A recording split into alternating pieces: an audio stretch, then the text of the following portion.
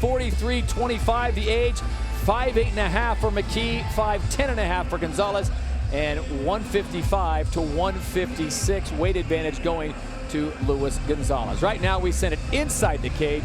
Tim Hughes has the official introductions for this lightweight bout. All right, ladies and gentlemen, we are scheduled for 3 5-minute rounds in the lightweight ranks of the World Series of Fighting. Introducing first, fighting out of the blue corner. This wrestler comes with good submission skills. He is a 2-time state high school wrestling champion with a perfect professional record of 8 wins and no losses, 5 of those wins coming by way of submission. Standing 5 feet 10 inches tall and weighing in at 156 pounds, he trains at Team Voodoo USA and is here tonight from Turlock, California. Please welcome Lewis the Lethal Gonzalez.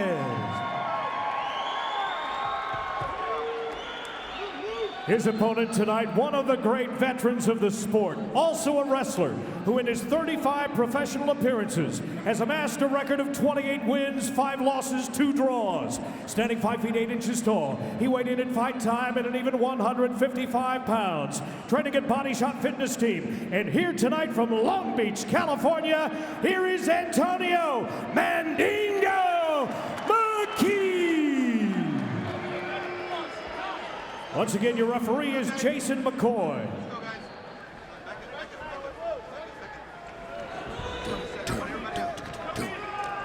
So Jason McCoy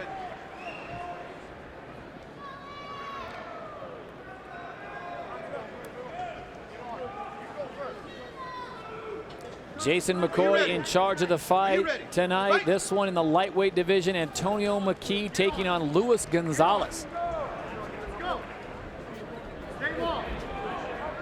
Watch McKee when he throws kicks. It's most of the time a side kick, and he's got a pretty decent one. He connects a lot of times with it.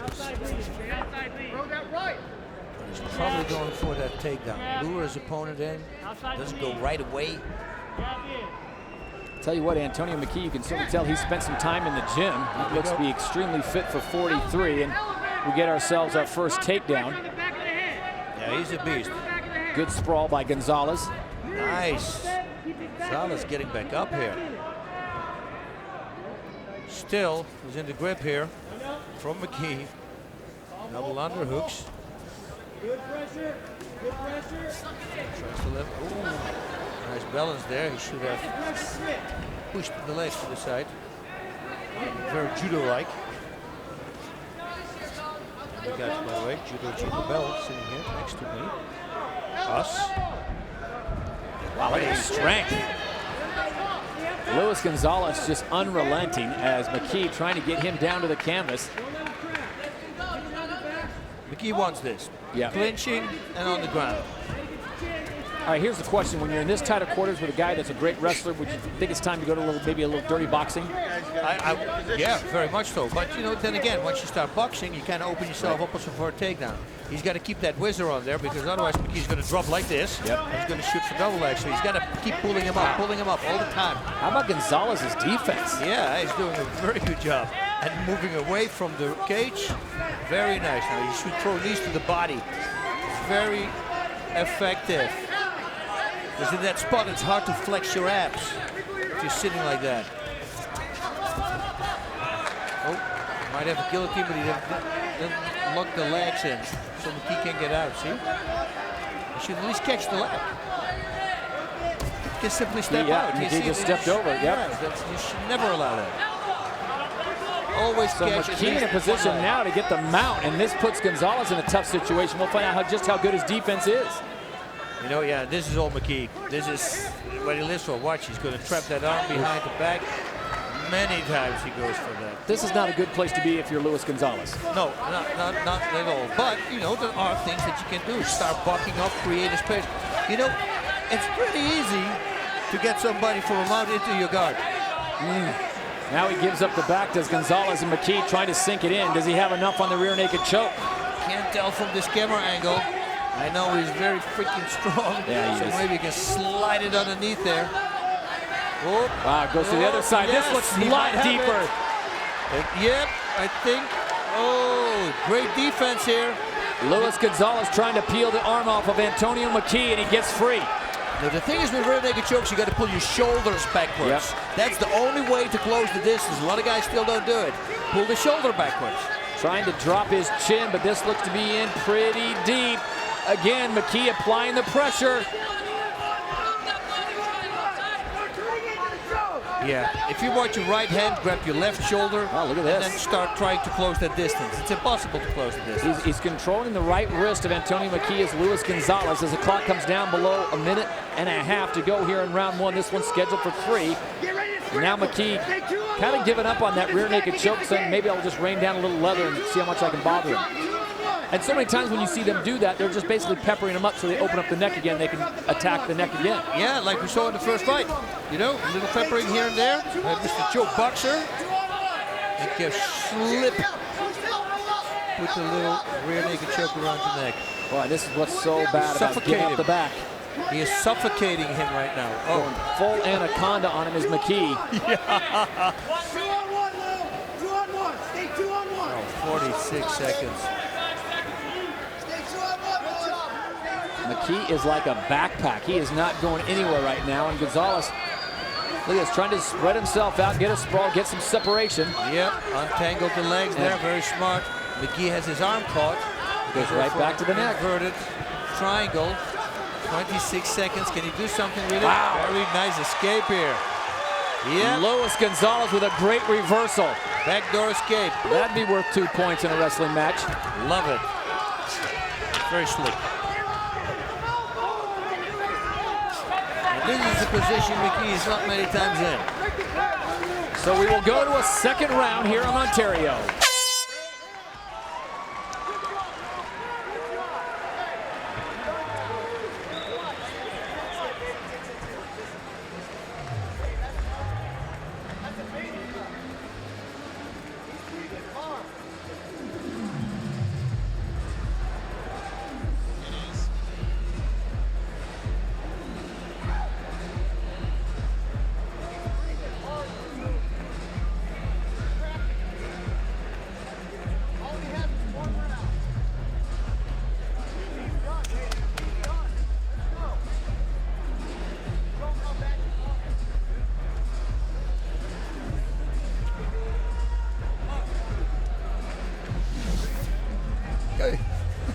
Here it is again one more time, and it looked like Lewis Gonzalez was in a lot of trouble from Antonio McKee, but somehow he's able to get out.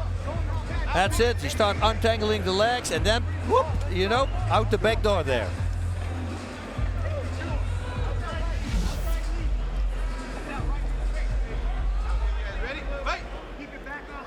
Here we go, round number 2. Antonio McKee on the right side of your screen, Lewis Gonzalez on the left. And although Gonzalez spent most of the time defending that first round, I think you guys still have to give the round to McKee. I think so too, but you know, I just saw McKee walking backwards and he wobbled on his legs. You think they put too much lactic acid in there? Possibly. Look at this, right away go for a guillotine, very tight. It's very tight. This could be it.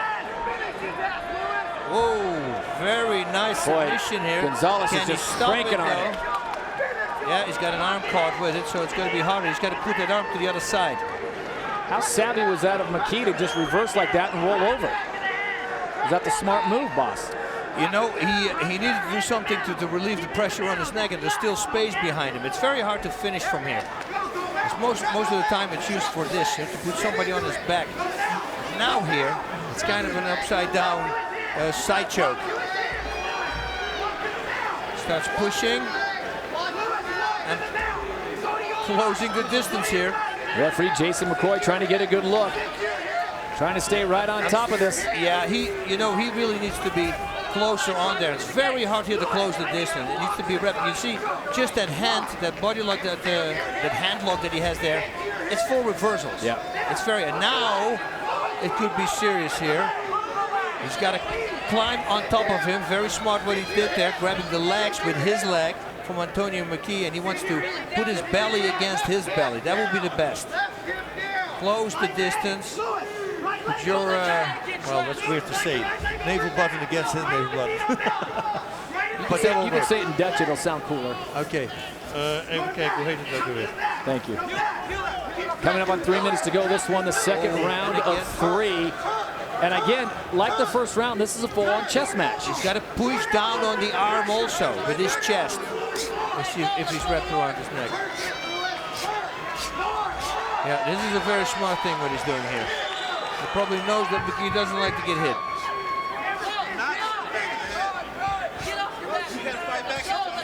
Jason McCoy letting him know you got to fight back or do something, or I'm going to stop this thing. And there we go again for the reversal, non-stop. He's looking for it. It's like a Rubik's Cube for Lewis Gonzalez. He's just trying to find a spot to attack. Nothing happening, so he goes to the elbows and raining down some heavy lever and put the onus on Jason McCoy, our referee, to say, hey, if he's not going to fight back, I'll stop it. You know, and here we go again. If you don't intelligently defending yourself, what McKee is not doing right now, they might stop the fight. He's going to get a couple of warnings. And if he doesn't improve his position, the referee will stop it. He wants it to be over. Stick your head. He's going to grab again. Every time he tries to go for that. Use the cage and walk up. Let's go. Almost an anaconda from that side. Now he grabs it. He's got to lean with his chest on the arm. So he pushes the shoulder and the biceps into McKee's own neck, and the other side he's cutting off with his arm, see? And this is a situation where the cage comes into play as a benefit for Lewis Gonzalez because Antonio McKee has nowhere really to roll out of this. But he gets pushed off the cage, he can improve his position, he needs to get back up. He can't stay there. Well, he's just being held in check. Look at the left elbow of Lewis Gonzalez just holding the head of McKee on his thigh, and he's just raining down punches to the rib cage, and now he'll go back to the head. Now it looks like if he goes from this side, he's going to wrap the doors up here. Yeah, Jason McCoy, once again, a referee telling him you've got to fight back.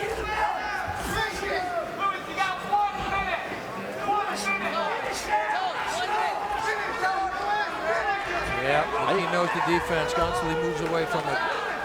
I think McKee's real hope right now is Lewis Gonzalez seems like he's almost punched himself out. He's just gassed. You know, and that holding the whole time puts a lot of length of acid in your arms. He's going to stop you from punching. Everything is going to feel harder, tighter. He does not want to give up on that guillotine. He loves it. Spends a lot of energy, though. There you go. Now Antonio McKee has himself a position. Neck still vulnerable.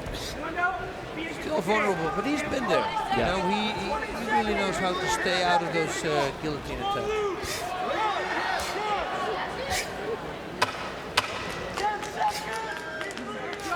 Final 10 seconds here of round number 2, and it looks like we will go to a third and final round in the lightweight division.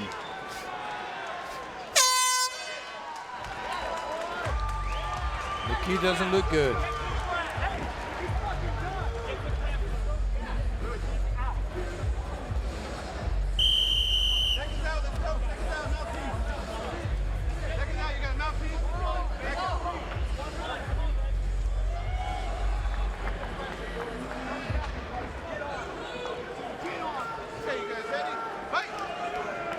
Here we go with the third and final round in the lightweight division. Antonio McKee on the right-hand side of your screen at 43 years of age, trying to turn back the hands of time against a 25-year-old Lewis Gonzalez. Round number 2 clearly in favor of Gonzalez as he controlled McKee for almost 3 minutes on the ground.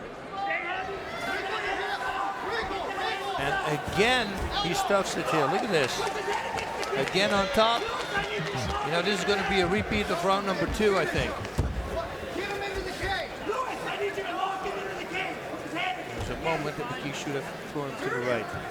Maybe he needed to switch legs first. Okay, time, get up, time, get up.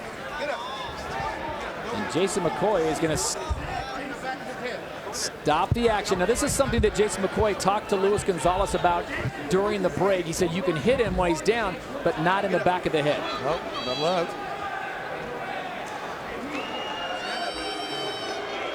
I'd like to see the replay. If it was really this bad, I got to see it before we can say something. Here are the shots we're talking about. You cannot hit the back of the head, and these elbows, yeah, that's clearly. Yeah, it's an elbow. And the back of the head, you can't see it coming. Those hurt.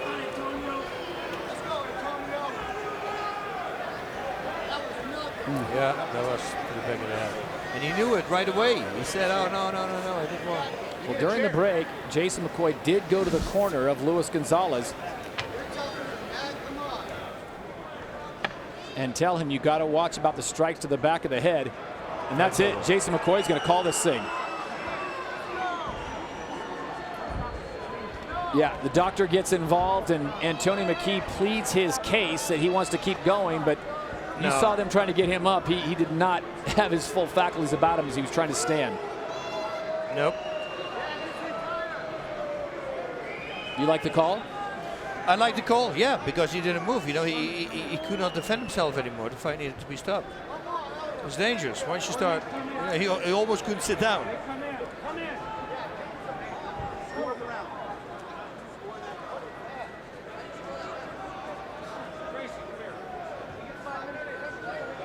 So what happens now, Jason McCoy has come over the officials table and he has said, score that round. Oh, okay. So they are going, it's not a loss by disqualification. They're going to count the first 2 rounds, I guess, and the part of this last round. Which is true, yeah. After 1.5 rounds, I believe they always do that. Give me. So a bit of confusion on the inside. Joey Varner's all over this one. We'll get a report from him and find out exactly what's going on. It's good to see Antonio McKee up, and it looks like he's got all his faculties about him, but I think that was the right call, though, boss, as they were helping him up after the stoppage. He did not look like he was a little foggy. He was, yeah, he almost couldn't sit down.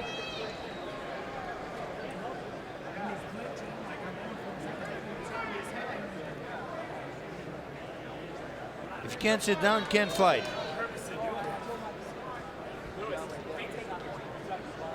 And Lewis Gonzalez, in the meantime, is wondering how this is going to affect him. I don't think it was anything he intended to do, but he was warned during the break. Watch the fight, watch the shots to the back of the head. So he was warned. Yep, warned man. Should not do it again. Your fans on the side asking to let him fight and all that, but I think the medical term doing the right thing. We'll sit inside the cage and talk to Joey Varner and find out what's going on. Standing with Jason McCoy, the referee of this match. Jason, you hear the crowd. They're unhappy right now. We're not sure what's going on. Can you please explain the situation? Yes, the fighter over here, Antonio, took an inadvertent elbow to the back of the head, and he told the doctor he couldn't see, and the doctor decided to stop the fight. So McKee took the elbow. He says he couldn't see because of the elbow. The fight will be stopped. Now explain exactly what's going to go on. I heard you warn the fighter once in between rounds. Is it a DQ or are we going to the judge's scorecard? More than half of the rounds have been completed, so we are going to the scorecards. Beautiful. Thank you very much. Oh, I was right. So there's the word. More than 3-round fight. We were past the halfway point, so they're going to go ahead, and Jason McCoy doing a very difficult job, as the fans here in Ontario certainly wanted to see them keep fighting, but definitely you got to take care of the fighter. There's no doubt there's a shot to the back of the head. And you know, and everybody, you know, if you're sitting home right now, put your left hand behind your head and just hit yourself from the back really with your palm, a little soft, and see how that feels. It's a whole different experience, let me tell you that. And then you know it's going to come. But if you don't know it's going to come, it's even worse.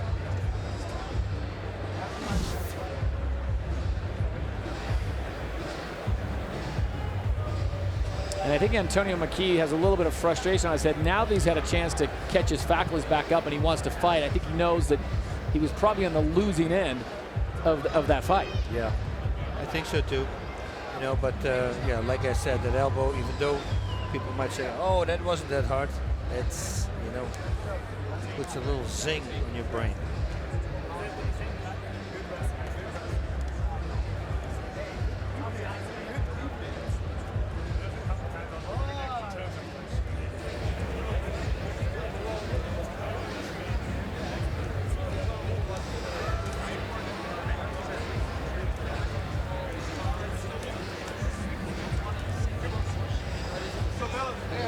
They're going to judge the 3rd round. There's nothing to judge. You're going to lose.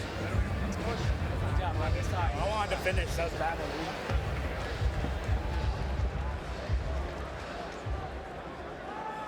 All right, ladies and gentlemen, let me just take a moment and explain the ruling here by the California State Athletic Commission.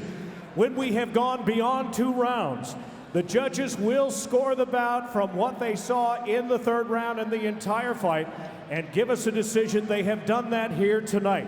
So all 3 judges, and by the way, this ended by way of an accidental foul, but all 3 judges score this bout 29-28. So your winner by unanimous decision, Lethal Lewis Gonzalez.